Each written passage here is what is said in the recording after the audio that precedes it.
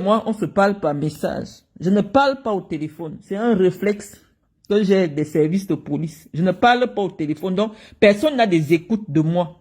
C'est soit tu me vois en face, on se parle, soit tu me laisses le message. Je ne parle pas au téléphone. Donc, viens me dire à quel endroit tu m'as dit, Marlène, tu n'as pas le droit de parler de Paul Biya.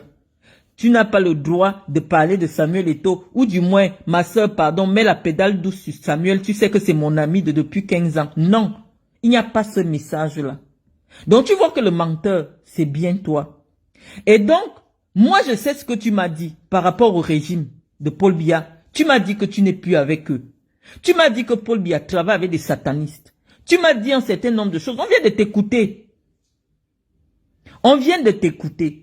Mais moi, je ne suis pas une personne hypocrite parce que je ne dépends pas de ces gens-là. Je n'attends pas les bons de carburant. Je n'attends pas 10 000. Non. Quand je sais que je ne suis plus en accord avec quelqu'un, je le lui dis ouvertement. Je ne passe pas par quatre chemins. Tu me dis que je réclame le respect alors que je ne respecte pas Chantal Biya. Non. Chantal Biya, c'est l'épouse du président de mon pays. Lui dit qu'elle a une mauvaise influence sur la jeunesse féminine camerounaise. Ce n'est pas lui manquer de respect, c'est de la vérité. Dit que Chantal Biya, il n'y a eu aucune plus-value. Chantal Biya est un mauvais exemple pour la jeune fille camerounaise, oui, parce que c'est à cause d'elle que tu vois des petites filles de 20 ans s'accrocher sur les coudes des papas de 70 ans pour dire que c'est leur mari. C'est une influence négative. Tu vois des jeunes filles camerounaises, elles ne veulent plus avoir le baccalauréat parce que la première dame du Cameroun n'a pas le baccalauréat, n'a jamais fait la classe de première.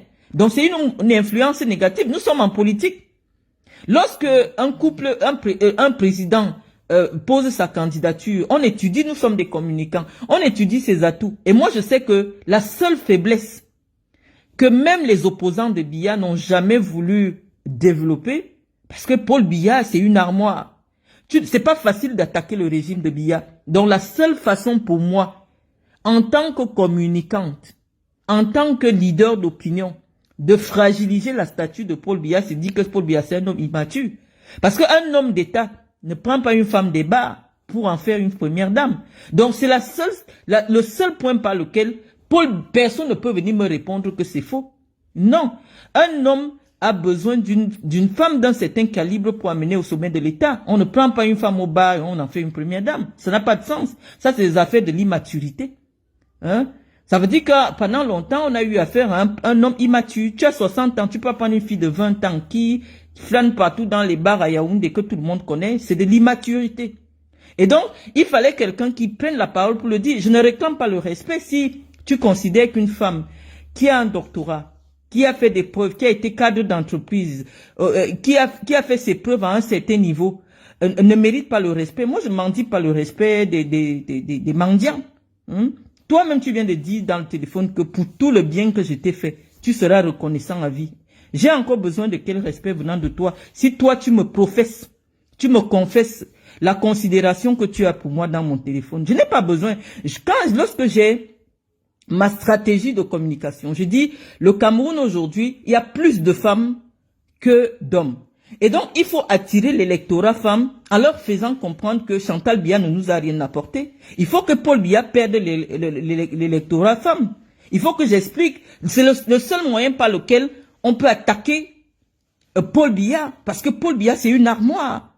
Paul Biya, c'est une armoire. Et donc, si on veut fragiliser Paul Biya, il faut montrer qu'on on ne veut plus d'une influenceuse à la tête de l'État. Parce qu'elle se comporte comme une influenceuse. Tu ne peux pas être la première dame d'un pays. La femme du petit frère de ton mari est couchée à la morgue. Tu organises la fête de la Saint-Valentin alors que ta belle-sœur est couchée à la morgue et tu fais les vidéos. Tu publies. Les cœurs, bonne fête de la Saint-Valentin. Ta belle-sœur est couchée dans la glace. Et ça, c'est quelqu'un qui a un cerveau, ça. Parce que son mari n'a plus la capacité de contrôler ce qu'elle fait. Et donc, la seule façon de faire comprendre au président, parce que pendant longtemps, le président avait la force pour tenir, c'est une folle. C'est-à-dire, ton mari, parce que Meba, c'est son mari, a perdu sa femme. En février, elle est dans la glace. On n'a pas encore fait. Ça veut dire que le président, la maison du président, c'est la maison du deuil. Ça veut dire que le président de la République est en deuil. C'est la période où des gens viennent le voir, il y a le deuil chez lui. D'où sort la fête de la Saint-Valentin dans sa maison? Et même s'il y a eu la fête de la Saint-Valentin, que font de telles vidéos sur les réseaux sociaux? Parce que vous attendez les billets du 20 mai. On ne doit pas venir parler. Non, on est en politique. Il faut que le président sache que en ma personne, il a perdu un soutien de poids sur les réseaux. Parce que c'est nous qui cachions là où on pouvait attaquer Paul Biya et ça faisait mal. Et pourquoi vous réagissez? Parce que vous savez que j'ai l'endroit où personne ne peut contester que c'est la faiblesse de Biya. Un président de la République, ta belle-sœur est dans la morgue. C'est-à-dire, la femme de ton petit frère, tu es veuf, mais ta femme est en train de faire la fête de la Saint-Valentin. Et elle fait les vidéos avec les gâteaux, et elle montre, elle l'envoie sur les réseaux sociaux. Et il n'y a personne qui peut lui dire que ce n'est pas normal. Oui, nous sommes en politique. Et en politique, l'image, ça compte. Pour après venir là, seulement à la veillée, à l'enterrement, comme une étrangère, comme une invitée.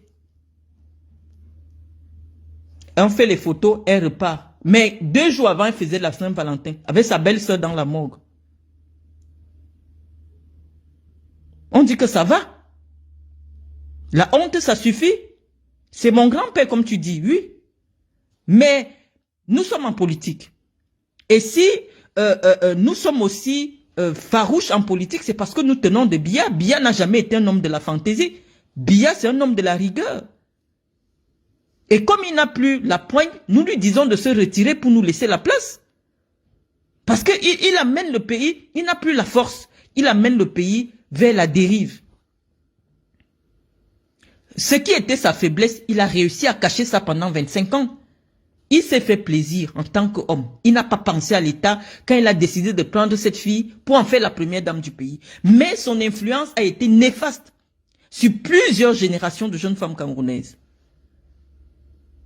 Le lui rappeler, ce n'est pas lui manquer de respect. C'est nous sommes en politique. Et en politique, toute image compte. Donc quand tu viens m'interpeller, soit disant que c'est pour m'empêcher de parler d'eux, mais tu ne te rends pas compte qu'au même moment où je te réponds, je fais passer des messages politiques et qui font mouche. Donc je ne sais pas à quoi tu veux servir. Est-ce qu'il a... Te voilà en train de critiquer le régime dans mon téléphone. On t'a envoyé un petit billet d'invitation. Je t'ai vu au palais. Ah, tu as décidé de changer d'avis. Moi, je ne change pas d'avis parce que je reçois un billet d'invitation au palais. Tu m'as dit que ces gars, c'est des satanistes. On vient de t'écouter que c'est des satanistes. Tu as critiqué le régime dans mon téléphone. Moi, j'avais pensé qu'il fallait que le président se retire. Le président devait se retirer. En 2018, j'avais bien dit, mes vidéos sont là, que c'était mon dernier soutien au président. 2018, après 2018, il devait se retirer.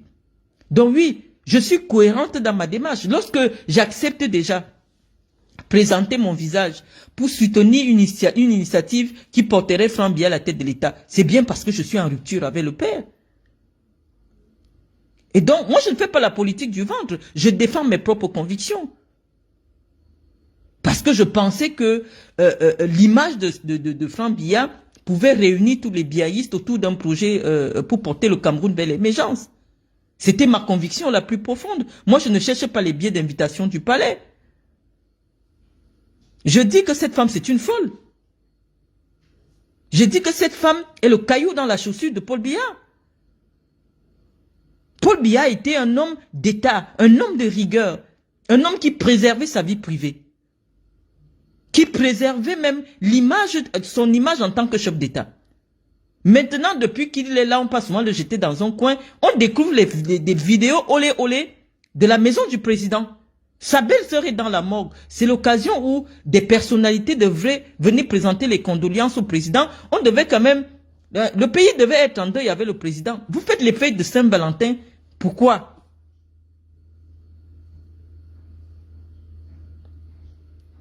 Et quand on parle comme ça, elle vous mobilise. Oh, allez insulter un bouton. Est-ce que je suis à son niveau?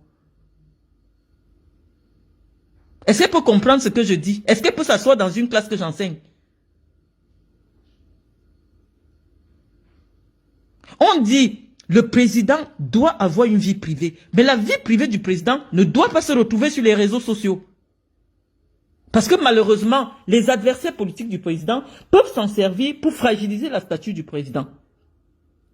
Ils ne comprennent pas. Comme elle est en compétition avec nous, les influenceuses des réseaux sociaux, il faut qu'elle montre aussi qu'elle a la robe rouge et tout. Mais sa belle-sœur est à la morgue. Le président a un deuil. Comme elle s'en fout de cette famille, elle s'en fout des boules, elle s'en fout de tout le monde. Les cœurs, les cœurs, les cœurs. Envoyez les cœurs, Saint-Valentin. Attends. Et si c'est ça que tu appelles de l'insulte, non. Nous sommes en politique. Nous sommes des biaïstes. Nous mettons la rigueur partout. Être biaïste ne veut pas dire continuer à soutenir Paul Biya, non. Il y a des gaullistes jusqu'à aujourd'hui, des gens qui défendent la philosophie politique du général de Gaulle. Le général de Gaulle est parti depuis. Le général de Gaulle est mort depuis, mais il y a des gaullistes jusqu'à ce jour. La moralisation de la vie publique, ça passe aussi par une certaine dignité en public.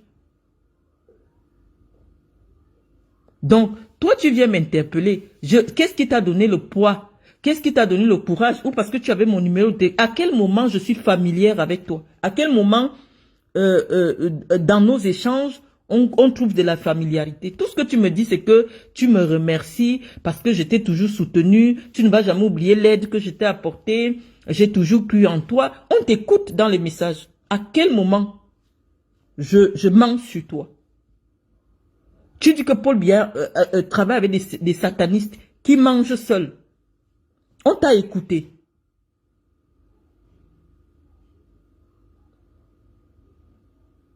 Donc, très sincèrement, et tu me dis, tant que je parle de Samuel Eto'o, non, c'est toi qui m'amènes à parler de Samuel Eto'o. Je ne voulais plus parler de Samuel Eto'o parce que je sers de vitrine à un mandat moribond. Samuel Eto'o ne mérite pas que je m'intéresse à ce qu'il fait. Ce n'est pas mon niveau. Je ne suis plus dans le football. Je ne sais pas pourquoi tu m'amènes dans ces affaires-là. J'ai répondu à Samuel Eto'o parce que je disais aux Camerounais que dans l'article 1385 du Code civil, ou l'article 1384 du Code civil, quand quelqu'un que tu emploies cause un préjudice à autrui, c'est toi qui es responsable c'est toi qui es responsable de ce préjudice-là. Donc, il faut être responsable de vos amis, de votre entourage. Lorsque tu es une personne qui se respecte et qui ne veut pas que ton nom traîne dans la boue, il faut vérifier la moralité des personnes qui t'entourent. Tamba, ce n'est pas toi aujourd'hui, proche de Samuel Eto'o, comme tu veux prétendre, qui peut t'asseoir sur Facebook pour insulter les Bamileke de port. Les enfants de Samuel Eto'o sont 100. Les enfants qu'il a eu avec Ngassa Mylène, ce sont des Bamileke. Samuel Eto'o, c'est un beau-fils des Bamileke. Tu t'assois sur Facebook, tu insultes les Bamileke. Hein? Si les gens voient Samuel Eto'o avec toi, tu ne sais pas qu'ils vont associer ton comportement à celui de Samuel Eto'o? Tu ne peux pas t'asseoir sur Internet. Tu parles de tout et de n'importe quoi. Tu insultes les gens. Les gens vont associer tes actions à Samuel Eto'o parce qu'on sait qu'en ce moment, tu n'as pas de travail. C'est Eto'o qui te paye. On te voit avec Eto'o partout. Donc, on suppose que Eto'o, tu es la caisse de résonance d'Eto'o. Et donc, c'est à cause de toi, de tes agissements immatures, que les gens attaquent Eto'o. Si tu venais sur Internet, avoir une attitude responsable, promouvoir les initiatives du président sans être dans l'invective, personne n'allait attaquer Eto'o. Mais lorsque tu viens me répondre, alors que je dis Samuel Eto'o, ancien riche, mais parce que toi et moi on en a déjà discuté au téléphone. Lorsque tu es venu me proposer de m'accompagner, faire les remèdes sur le fils du président de la Guinée, je t'ai dit, je ne pars pas avec toi. Tu m'as expliqué que toi, tu es parti chez la maman de Noumaïos pour qu'elle te lave, pour que Samuel et tout te reprennent. Je n'ai jamais parlé de ça, je ne t'ai pas attaqué. Je connais plein de choses sur toi, je n'en ai jamais, j'ai jamais trouvé l'occasion d'en parler parce que je pense que quand tu connais quelqu'un, tu connais des secrets sur quelqu'un, mais tu es entré sur moi en force, j'ai dit mais qu'est-ce qui vous prend? Tu fumes le chanvre ou quoi? Est-ce que tu as oublié que tu es venu pleurer chez moi qu'il faut compléter l'argent pour que tu ailles attacher et tout? Je t'ai donné 30 000. Tu m'as dit que tu avais 70 000. Que la maman là demande 100 000. Je t'ai donné. Si tu partais l'empoisonner là, c'est que nous sommes des complices. Mais moi, je t'ai donné, je ne croyais même pas ton histoire que oh, tu peux te laver, tout ça. J'ai complété, j'ai donné 30 000. Ça me faisait tellement rire. Je t'ai donné 30 000. Après, tu es venu me dire que non, ton gars de Guinée là, vraiment, il faut qu'on parte pratiquer. Je ne sais pas. Peut-être parce que je n'ai pas pu devenir première dame ou je ne sais pas quoi. Tu t'es accroché chez Chantal Biya, tu viens t'asseoir sur la place publique pour m'insulter. Ce n'est qu'à partir du moment où tu as mangé chez Chantal Biya, je ne sais pas c'était quand là, que tu es devenu mon adversaire sur les réseaux sociaux. Sinon, les Camerounais t'ont écouté. Tu es contre le régime. Les Camerounais t'ont écouté. Tu es contre le régime de Paul Biya. J'ai la preuve. On t'a écouté. Tu dis qu'il s'est entouré des satanistes, mais on est obligé de l'accompagner parce que tant qu'il est là, les gars sont obligés de faire semblant de l'accompagner. On vient de t'écouter. Donc, je veux que tu publies aussi la partie où toi, tu me dis que ce n'est pas moi qui devais parler de Samuel. C'était facile de se mettre et dire, pourquoi il faut qu'on te soigne? Non, moi, je ne mens pas. J'ai beaucoup de respect pour moi. Quand je dis quelque chose, j'ai la preuve de ce que je dis. Et je laisse les vidéos parce que les vidéos sont les preuves. Ce que j'ai dit sur Chantal Biya, j'assume. C'est une illettrée. Elle est nuisible pour la stature du président de la République. On a trop caché cette femme. À l'époque, le président avait la force pour la mater. Mais maintenant, c'est tout et n'importe quoi. Elle ne respecte pas la stature de son mari. Donc oui, on devait la bombarder. On a bombardé un peu, on l'a laissée, elle s'était cachée. Comme l'avion s'est calmé sur elle, elle revient encore. Elle revient encore. Pour brouiller le discours politique du président. Pour faire tout et n'importe quoi. Non.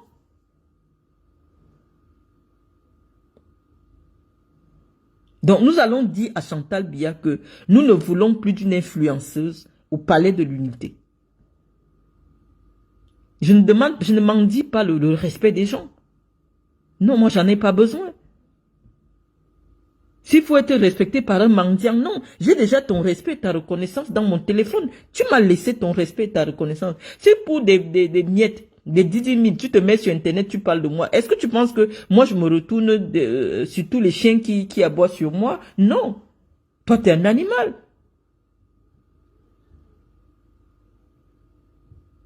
Le 8 mars dernier, toutes les premières dames se sont exprimées. Tu vas chez Dominique Ouattara là-bas, elle s'est exprimée sur l'avancée des droits des femmes. Elle était enseignante. Elle était femme d'affaires, elle a un parcours. Si je tape maintenant Dominique Ouattara, le 8 mars, je vais un peu faire ça avec les Camerounais. On voit comment elle lit les discours. Elle mène la réflexion avec les femmes de Côte d'Ivoire. Elle est blanche aussi, hein. Hein? Je vais un peu chercher ça. Tu parlais de Chantal Biya, tu parlais de machin, tu parlais d'Eto. Nous sommes dirigés par des illettrés. Eto, c'est un illettré. Chantal Biya, c'est un illettré. Et nous, on doit rester là. Vous avez amené le Cameroun dans la sorcellerie ou quoi? Nous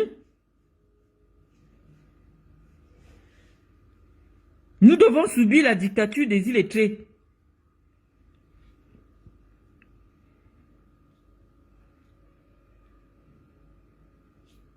Attends, je vais mettre le 8 mars de Dominique Ouattara. On va voir parce que on va nous dire que peut-être c'est des blanches qui sont folles comme ça. Non, regarde. Il y a quelques jours, elle a tenu des discours et voilà les activités qu'elle a menées pour le 8 mars. Elle a une parole. La voici. Voilà Dominique Ouattara. Là, voici. Toujours dans la réflexion. Elle a poussé les femmes de Côte d'Ivoire vers le haut. On va se contenter d'une écervelée. Pendant que son mari est en deuil et fête la Saint-Valentin. Son mari a perdu sa femme. La femme de son petit frère, c'est sa femme. Elle est sur Facebook en train de faire Saint-Valentin, mettez les cœurs. On doit rester, on doit applaudir. Moi, je ne veux pas le billet. On va encore chercher qui même.